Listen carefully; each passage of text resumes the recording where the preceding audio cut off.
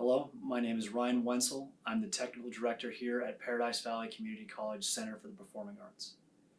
And the project that we've been working on is using 3D scans and photogrammetry to capture art pieces as well as learning materials to reproduce on a 3D space. We did this by taking hundreds of photos of different objects as well as scans and combining them together so we could create high resolution 3D models as well as the textured models that you can see here today. I'm able to manipulate these things from my home computer, my work computer, around the college, or even from my cell phone, even using VR goggles or augmented reality settings on our phones. This way we're able to reach a greater audience, our community at large, our students and professors, and we can use these tools to teach and manipulate art where we haven't been able to do so before. In the past, you'd never be able to go to an art museum and pick up an object and actually rotate it around, get a feel of it, get an understanding of how much it weighs, how did the artist actually make these different cuts and smoothing edges. But with 3D photogrammetry and scanning, we're able to actually show our students how things were made and how these different pieces were manipulated to create the objects you see before you. My name is David Bradley. I am professor of ceramics at Paradise Valley Community College. So David, how do you feel like the way that the art is viewed in a 3D environment is going to impact the art community? Well, I feel that the way these pieces will be viewed in the virtual environment will benefit the arts community by providing a closer access than was possible before. The pieces themselves have to be protected and displayed under a plexiglass vitrine. And so there's no way for a viewer to get really close and appreciate the detail and the mastery that is in each one of these pieces. I'm talking porcelain figures that are extremely delicate and that would be too risky to handle. With these scans, you'll be able to get such a close look that you'll be able to understand how they were made and the fineness and the quality of the material that they're made of. My name is Philip Henry V, and on this project I take pictures of the pieces that we're going to be digitizing, and I upload them into Blender and I edit them there while also retaining the artist's original intent. This project's important to me and the art community, I think, because it preserves art that otherwise you couldn't see in person due to COVID. And it also is important to me because of accessibility. So say if you're at home, you could view, a piece on the other side of the globe because of this project. It's really mind-blowing to me. How do you feel when you're working on a piece in Blender? I feel like I'm like working with the artist, kind of, sort of. It feels like I had this one piece, I can't remember the name, but it's just like, it's all smooth on the back, and smoothing it out, you feel like, okay, the artist really wanted like this nice cohesive back piece, for instance. And there's one with like birds, just trying to getting the birds to look like birds, like the original piece had shown. It's just, I don't know, you feel like it's a lot harder in person. We're just doing the replica of it. Some of the major applications of this 3D photogrammetry and 3D scanning has been, obviously, like we talked about before, capturing an object that is real here, tangible, we're able to touch it, and then moving it to the 3D platform and then reproducing it via 3D printing. And part of that is art restoration, some of that is art history, some of it is art presentation in a different platform than physically being there. For the arts, we can use it as props. So if we have a scan of a prop that we need 30 of these, instead of carving this out of wood or building out of steel, we can scan the object and recreate them at different sizes. We can break them apart and put them together so that they're easily able to transport from place to place. We can make them out of lighter material, which is great. And then we can go back and paint them.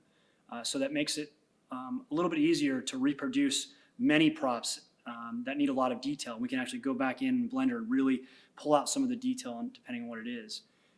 We've used it for body and facial scanning. so we can create 3D busts of our actors or performers. So when we have to do costume measurements, we can use those scans to better help our customers take that information home or wherever they're going if they're using a different space, and better kind of get an idea of what the person's sizes are and how they can manipulate their costume in a 3D space, as well as makeup.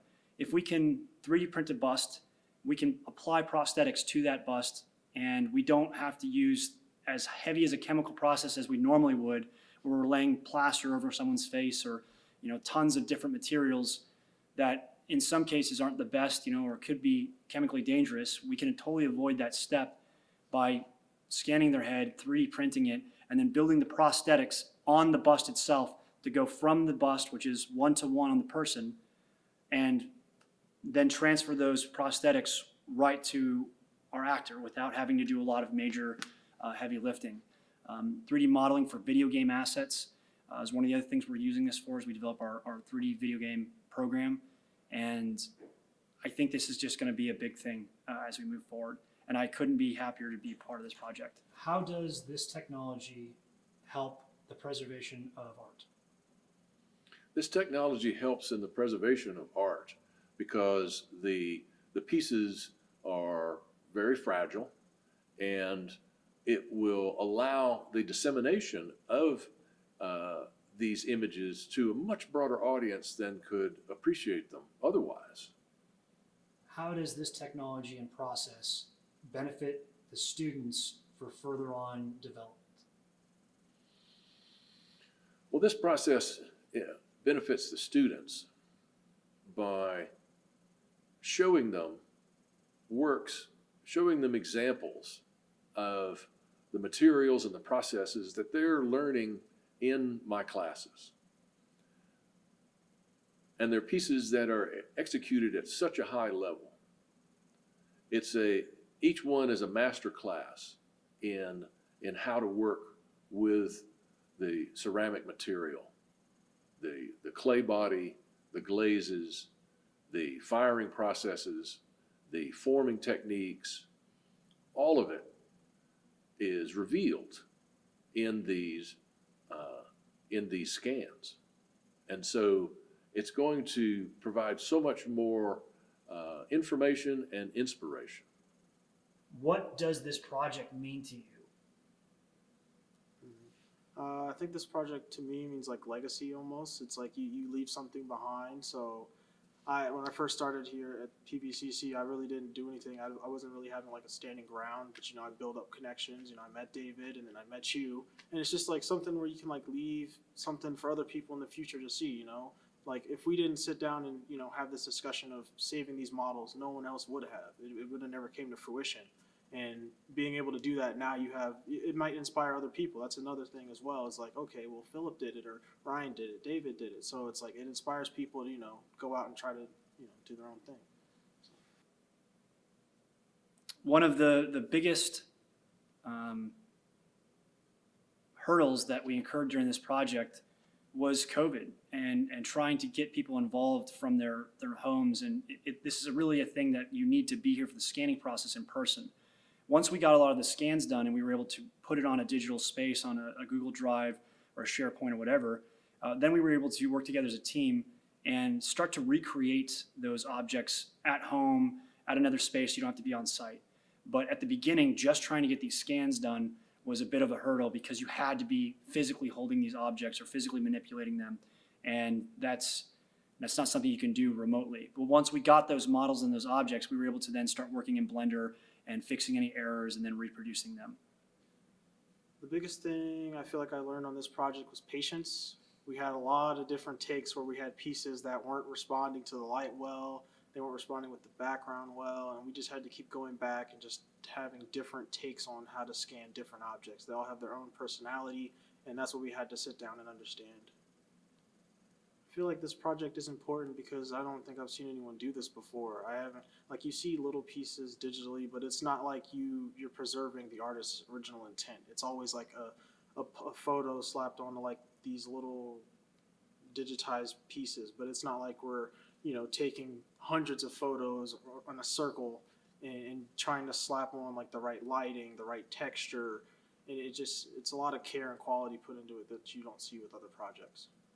What would you say to somebody who wants to get into this, or somebody who wanted to join this team or be a part of this process? What's something you would say to them to get them encouraged to join and do some of this themselves?